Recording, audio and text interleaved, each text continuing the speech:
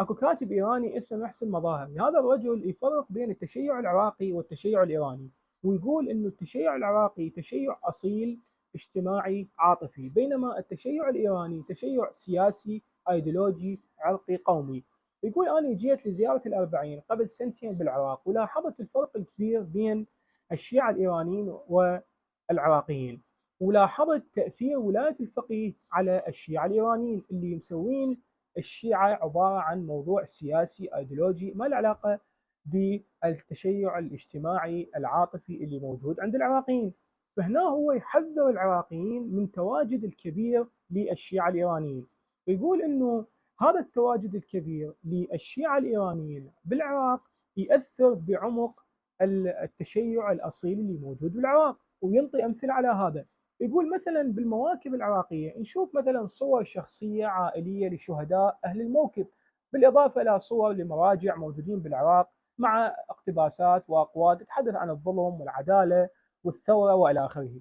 بالعكس تماما عند الشيعة الإيرانيين، يقول الشيعة الإيرانيين دائما ينشرون صور خميني خامنائي، يعني بهدف أنه للثورة وبهدف ولاية الفقيه، بالإضافة إلى صور ورايات ولبس سواد موحد يوحدهم ويوصل صورة ولاية الفقيه للعالم، كأنه هو نشر لأيديولوجيا وليس لموضوع اجتماعي وإرث اجتماعي موجود عند العراق.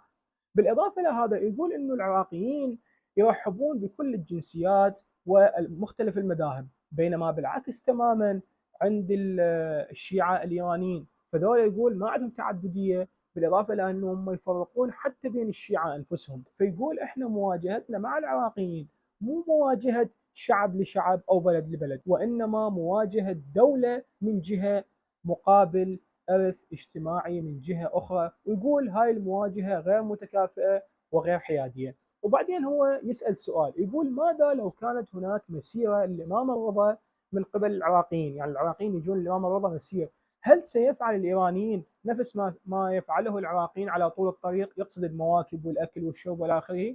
يقول الجواب لا بالتأكيد. ليش؟ يقول لأنه العراقيين يتعاملون وياه كإرث اجتماعي أصيل عند الشيعة بالعالم كله، بينما الإيرانيين يتعاملون وياه كموضوع سياسي أيديولوجي وبس. وطبعا هذا الموضوع تحدث عنه علي الوردي بكتابه مثلا التشيع الصفوي والتشيع العلوي، وفرق بين هذا الشيء، وقال انه شلون الصفويين اثروا بسياسه الدوله وشلون وجهوا المذهب الشيعي باتجاه اخر وسووه يدخل بالسياسه والى اخره، وبعدين نهايتها انتهى بولايه الفقيه اللي اصبح الموضوع سياسي ايديولوجي اكثر مما هو عقائدي ديني. بصراحه الكلام خطير، بالاضافه الى انه هو حيادي من شخص ايراني.